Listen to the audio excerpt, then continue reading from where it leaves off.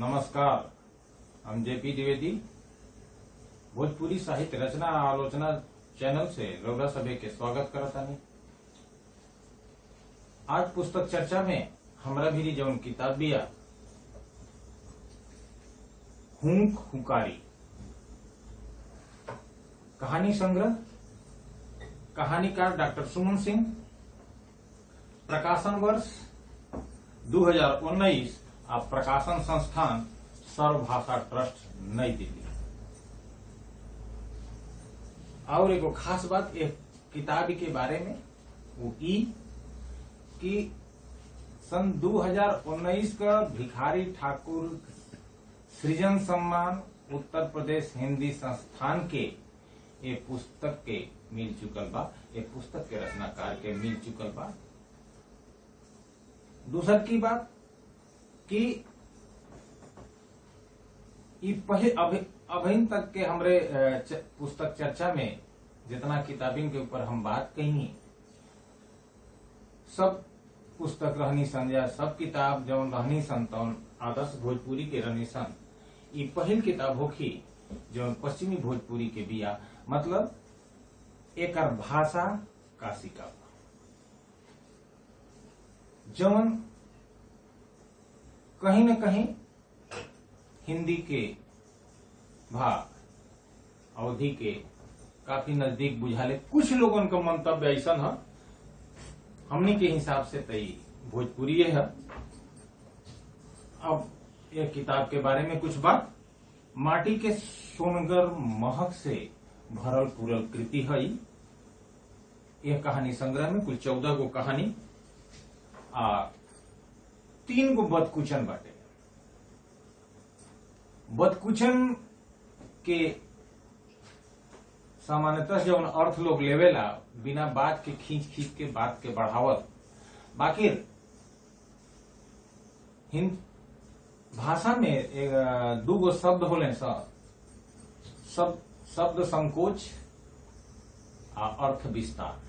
तो बदकुचन के अर्थ विस्तार भइल बाटे, जौना में सार्थक बात बत कही।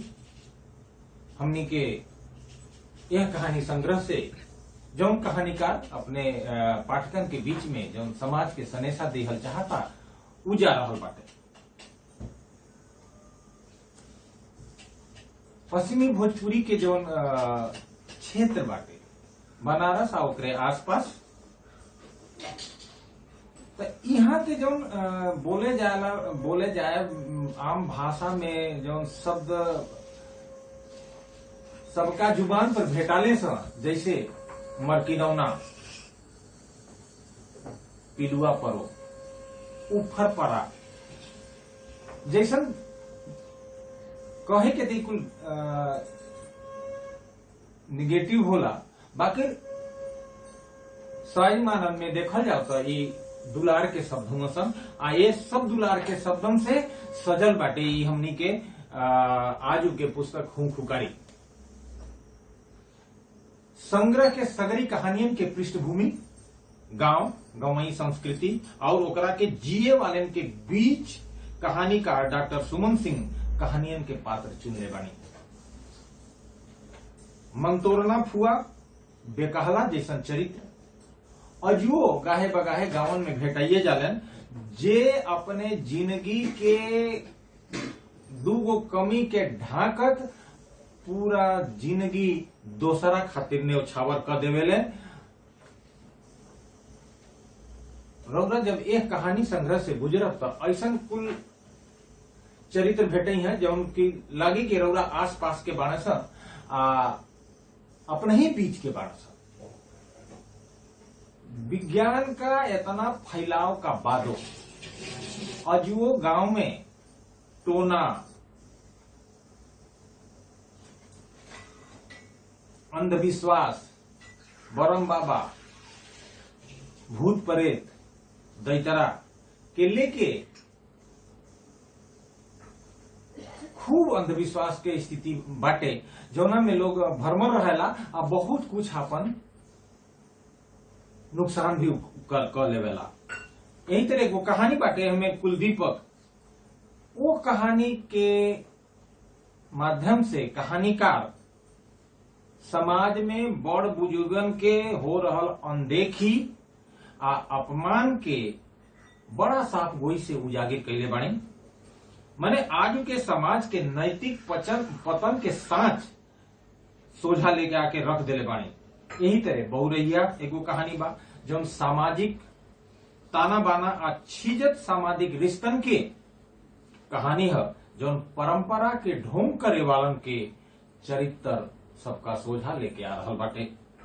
अनहरा बिना रहियो न जाए।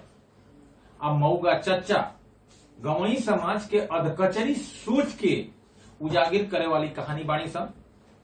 प्रेम वरेम कहानी में मन्नू के ही कहानगी, हाँ यार दीपू सही कह रहे हो यार, ये साला प्यार वार फालतू की चीज है, इसके चक्कर में तो हम बर्बाद हो गए थे। बचा लिया तुमने आज, नहीं तो गुस्सा गुस्सी में ससुरा जान चली जाती। अब तक आजू के समाज के एगो क्रूर सांच के सोझा लिया रहल बा। कहानीकार डॉक्टर सुमन सिंह अपने कहानियन से जमन जमन बात उठौले बाणी, ओसे समाज के सनेसा देवे में सफल बाणी। कहानियन के बनावट बुनावट आ भाषा पढ़निहार लोग के बांध के राखे में समर्थ रखले बिया। यह में कोनो शक सुबह नहीं थे। भोजपुरी साहित्य जगत बड़ा उम्मीद के नजर से कहानीकार डॉक्टर सुमन सिंह के देखेला। हमरो इहे विश्वास बा कि वहां के भोजपुरी साहित्य जगत के कबो निराश ना करिहन।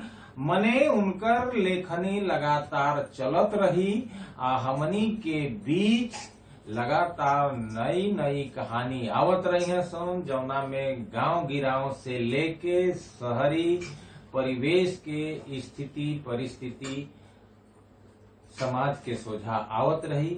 यही बात के संगे हम आज अपने पुस्तक चर्चा के विराम दे रहल बानी।